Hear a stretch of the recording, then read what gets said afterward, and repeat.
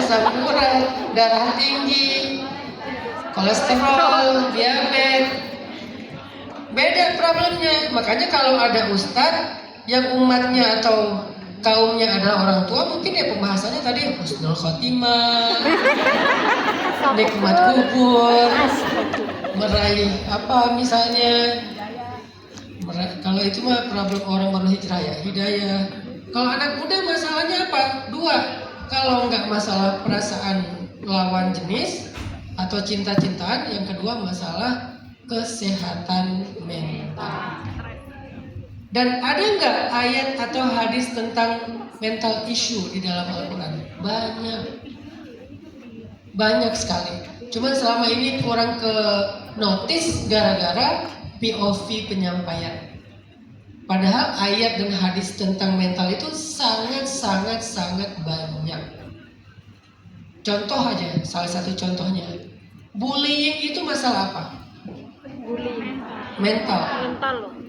Karena bullying itu bukan cuma masalah akhlak, tapi juga masalah mental. Mental juga. Pelakunya adalah korban di masa lalu, dan korbannya pasti akan mengalami mental problem, trauma. Sehingga selain bullying itu adalah masalah akhlak, ternyata ada yang lebih fundamental, lebih parah lagi. Bullying itu adalah isu mental, terutama kepada korban. Karena itu bisa ngerusak semua hidup dia gara-gara korban bullying. Saya pernah menangani korban bullying di sekolah, orang kampung, SMP. Dia dibully karena dia anak yatim. Kan aneh kan? Masa gara-gara orang tuanya meninggal, ayahnya meninggal, dia dibully sama temennya. Dikata-katain tentang ayahnya, dibilang anak yatim, bla bla bla. Akhirnya dia nggak mau sekolah. Karena dia nggak mau sekolah, murung terus di rumah, sama ibunya dikurung di dalam kamar. Terus karena kelamaan dikurung, dia mulai agak stres, dia ngamuk-ngamuk, akhirnya dipasung. Ya Allah. Gara-gara dipasung, benar-benar sakit secara kejiwaan, bukan mental lagi. Yang tadinya cuma korban bullying, terus dia murung karena dibully, terus dia kepikiran ya, jadi overthinking, jadi anxiety gitu ya.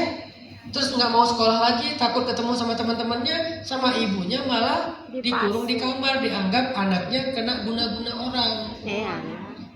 Berbulan-bulan dikurung di kamar, akhirnya yang namanya orang dikurung terus ya stres. Dan nggak pernah didengar, lama-lama stresnya jadi gedor-gedor pintu kamar, jadi jedok-jedokin kepala ke dinding. Supaya nggak menyakiti diri sendiri, dipasung, dianggap penyakit gilanya udah bertambah parah. Daripada dia kabur, dipasung. Begitu dipasung makin jadi. Sampai perilakunya 3 tahun dipasung, lebih 3 tahun dipasung, sekitar 5 tahun dipasung. Perilakunya nggak kayak manusia lagi, sampai dia makan kotoran sendiri. Itu berawal dari apa? Bullying. Lalu kita bujuk orang tuanya, kita terapi, kita hubungkan dengan psikiater, psikolog. Dan saya sebagai ustadz bagian versi agamanya, alhamdulillah udah survive sekarang. Malah udah jadi salah satu paskibrah. Masya Allah. Artinya kan sebetulnya dia berhak dong untuk sukses, berhak untuk bahagia, berhak untuk bisa menyalurkan talentanya atau bakatnya. Tapi gara-gara nggak ada yang nanganin kasus mental, apalagi dalam sudut pandang agama, ini muncul persepsi yang salah.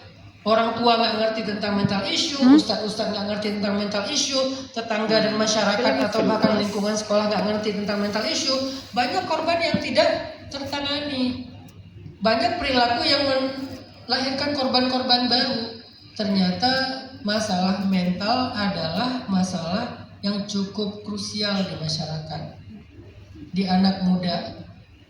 Terus apa hubungannya dengan Islam? Sekarang kalau bullying itu adalah isu mental, kira-kira menurut teman-teman Nabi pernah dibully nggak? Sering.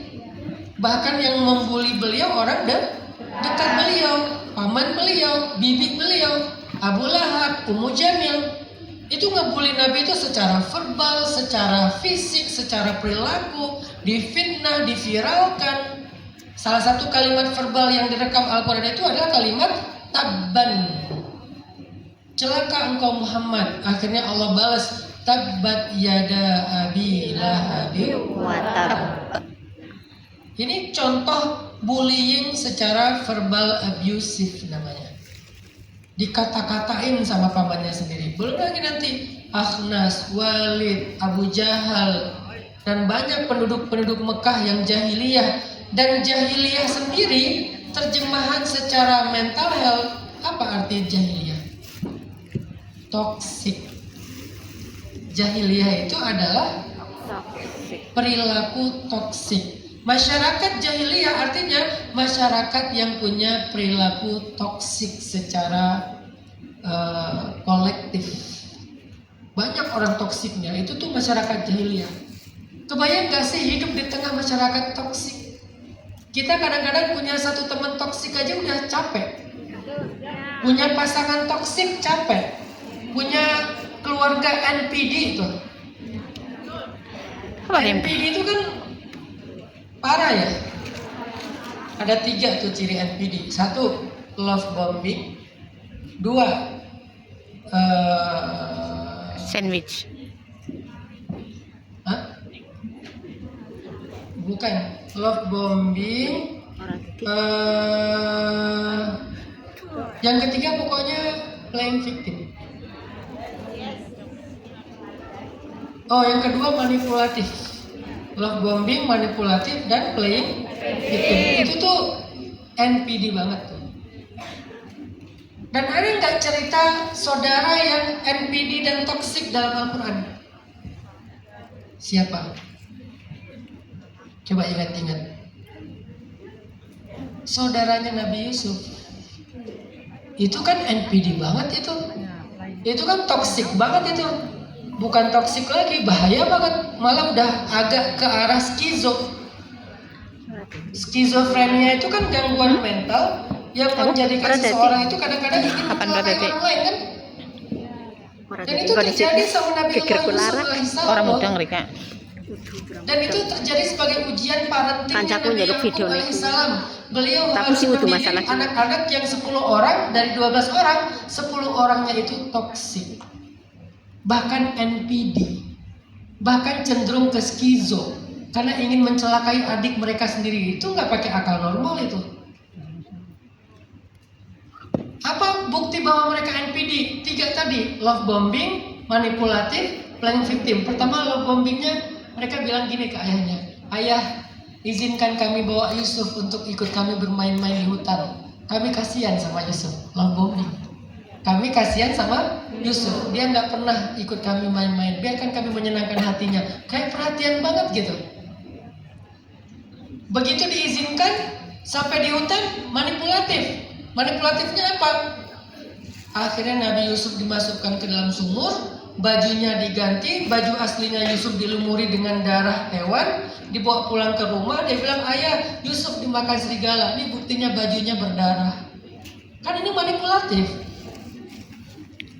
Terus yang ketiga, playing victim. Pas ayahnya nggak percaya, mereka bilang, ayah emang nggak pernah sayang sama kami sejak dulu. Ayah lebih sayang sama Yusuf. Ayah nggak pernah nganggap kami selama ini. Ayah tidak adil. Playing victim. Padahal dia pelakunya. Gitu. Itu terjadi dalam kisah Nabiullah Yusuf. Itu terjadi dalam kisah Sayyidah Maryam. Beliau hidup di tengah masyarakat tetangga yang toksik. Sukanya tuh gosip. Dulu ada yang namanya Lambe Bani Israel. Lambe Bani Israel. Isinya apa? Gosip. Gosip tentang Nabi Zakaria, gosip tentang Imran dan keluarganya, gosip tentang Isa, Yahya, Maryam. Mereka suka sekali menggosip para nabi, menggosip utusan-utusan Allah. Gosip itu apa bahasa Arabnya dalam Al-Quran? Najwa. Nanti kalian baca di surat Al-Mujadilah ada tentang Najwa, di surat Toha juga ada tentang Najwa. Alam tara ilal ladzina nuhu 'anil najwa. Tidakkah kalian perhatikan orang-orang yang sudah dilarang bergosip, tapi mereka masih suka bergosip tentang ismu, udwan wa maksiatur rasul. Gosip tentang dosa, gosip tentang permusuhan, gosip tentang maksiat.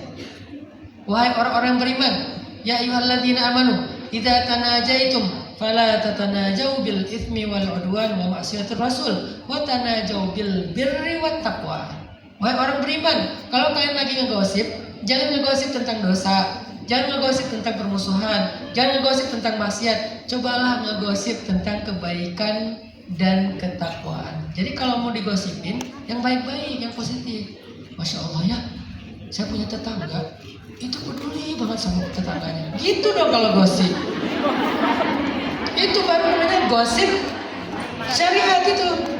Karena gosip dalam Islam itu nggak semuanya negatif. Jadi Pak Kures memberikan anaknya namanya Najwa itu pasti maksudnya baik, karena beliau kan ahli tafsir.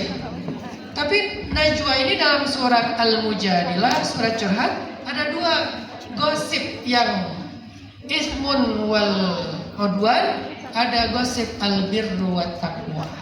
Coba kalau gosip teman yang bir, kebaikannya deh yang digosipin. Iya ya, itu orangnya selalu tepat waktu ya.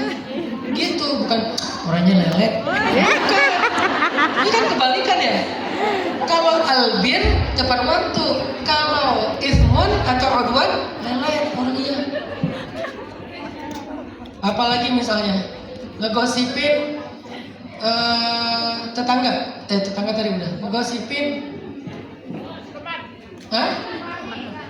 ngegosipin ustadz lah. Banyak yang jeleknya, cuman Allah menutupi aibnya. Udahlah, nggak usah ngebahas. Wah, sekarang banyak walid. Iya, memang banyak walid, tapi kan banyak juga yang masih terjaga, yang solih. Ya, kita juga harus jaga diri. Kalian nggak pengen ketemu walid, tapi caper sama ustadz, nge-DM ustadz, curhat sama ustadz, nggak boleh. Kalau kalian pengen curhat pribadi, jangan sama ustadz, mending sama ustazah. Nanti ketemu walid, nyalahin walid. Kenapa kita nggak jaga diri aja? Jangan curhat sama ustadz, apalagi masalah pribadi, kecuali di tempat kayak gini. Kalau di tempat kayak gini pun mungkin disamarkan lah curhatnya. Kalau pribadi